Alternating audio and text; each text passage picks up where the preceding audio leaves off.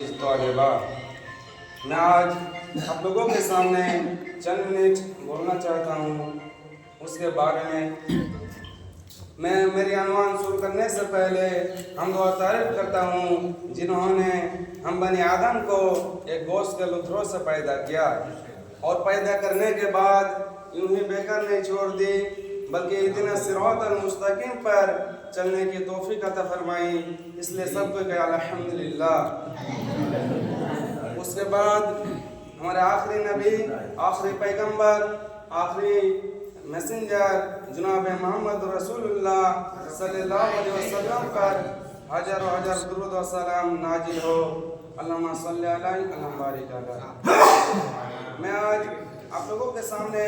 جس کے بارے میں بولنا چاہتا ہوں اس کا نام ہے موت ایک اٹل حقیقت۔ بردن اسلام، موت ایک اٹل حقیقت ہے جس سے کسی کو مفرد نہیں، اور یہ وہ قانون الہی ہے کہ جس سے نہ انبیاء اور نہ اولیاء اور نہ ہی کسی کو مستثنیٰ ہے۔ کسی نے سچ کہا ہے الموت قدحٌ کل نفس شاربہ والقبر باب کل نفس داخلہ۔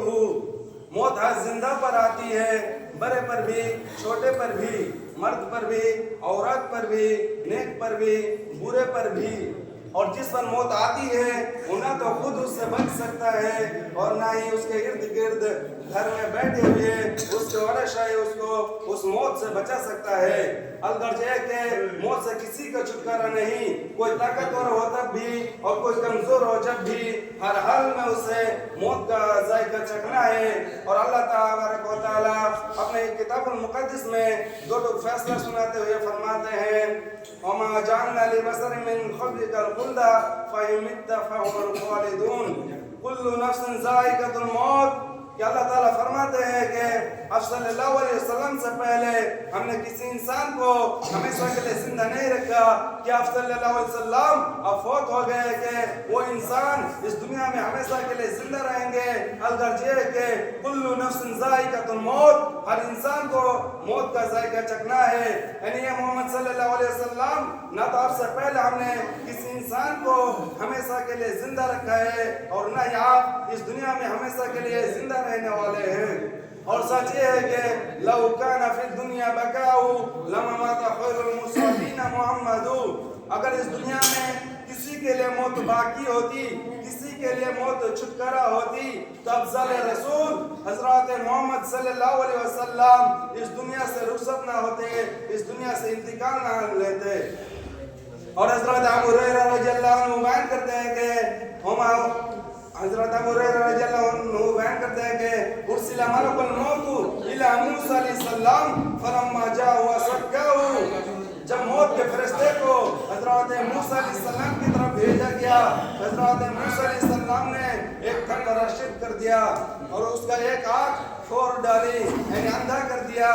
تب وہ ملک الموت و موت کے فرشتے اپنے رب کے پاس واپس لوٹا اور کہا یہ میرے رب تو مجھے کس بندے کی طرف بھیجا ہے جو موت کا خواہش مند نہیں ہے، جو مرنا پسند نہیں کرتا۔ تب اللہ تبارک و تعالیٰ نے اس ملک الموت کی آنکھ کو واپس لوٹائی، یعنی ٹھیک کر دیا اور کہا کہ جاؤ اور حضرت موسیٰ علیہ السلام سے کہہ دو کہ وہ ایک بیل کے پیٹھ کے اوپر اپنی ایک ہاتھ رکھے اور اس کے ہاتھ کے نیچے جتنے بال آئے میں اس کو اتنے بل کے بدلے اس دنیا میں اتنے سال زندہ رکھوں گا۔ تب حضرت موسیٰ علیہ السلام نے فرمایا کہ اتنے سال جینے کے بعد، اتنے سال میں جینے کے بعد پھر میرا کیا ہوگا؟ تب اللہ تبارک و تعالیٰ نے فرمایا کہ پھر تمہیں موت آئے گی۔ تب حضرت موسیٰ علیہ السلام نے فرمایا کہ اگر اتنی لمبی عمر جینے کے بعد، اگر اتنی لمبی عمر پانے کے بعد پھر اگر مجھے مرنا ہے تو مجھے ابھی موت منظور ہے، میں ابھی مرنا پسند کرتا ہوں۔ حضرات اس حدیث سے یہ ثابت ہوا کہ قطعاً موت سے کسی کو چھٹکارا نہیں، کوئی طاقتور ہو تب بھی اور کوئی کمزور ہو جب بھی۔ اور حضرات موت ایک ایسی چیز ہے جو اپنے مقررہ وقت پر ہی آتی ہے، نہ ایک لمحہ پہلے آتی ہے اور نہ ایک لمحہ تاخیر کے بعد آتی ہے۔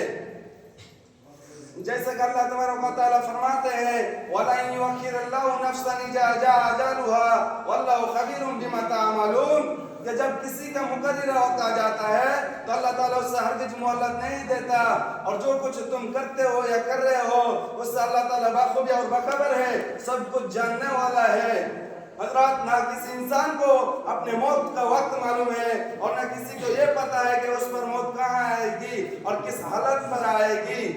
اور کوئی بھی انسان نہیں جانتا کہ وہ کل کیا کچھ کرے گا، اور یہ بھی نہیں جانتا کہ اس کا موت گھر میں ہوگا یا گھر سے باہر، اپنے وطن میں ہوگا یا دادائی میں، جوانی میں یا بڑھاپے، کسی کے کچھ معلوم نہیں۔ بے شک اللہ تعالیٰ بہت جاننے والا ہے، اور اللہ تعالیٰ فرماتے ہیں کہ کوئی بھی انسان موت سے رائے فرار اختیار نہیں کر سکتا، جیسے کہ اللہ تعالیٰ فرماتے ہیں قُلْ إِنَّ الْمَوْتَ الَّذِي تَفِرُّونَ مِنْهُ مُلَاقِيكُمْ ثُمَّ تُرَدُّونَ إِلَىٰ عَالِمِ الْغَيْبِ وَالشَّهَادَةِ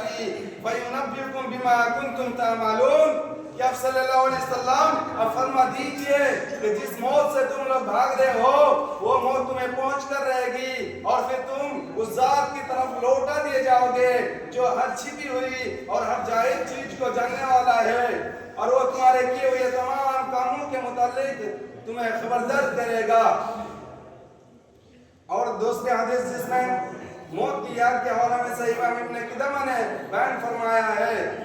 کہ مردان اسلام موت کو ہم لوگوں کو ہر دم یاد رکھنا چاہیے، اور اس سے کبھی بھی غافل نہیں ہونا چاہیے، اور ہر انسان کو اپنے رشتہ داروں اور دوستوں کے متعلق سوچنا چاہیے کہ جو کل تک اس دنیا میں اس کے ساتھ تھے اور آج مٹی کے ڈیرے تلے ڈوب چکے ہیں، بری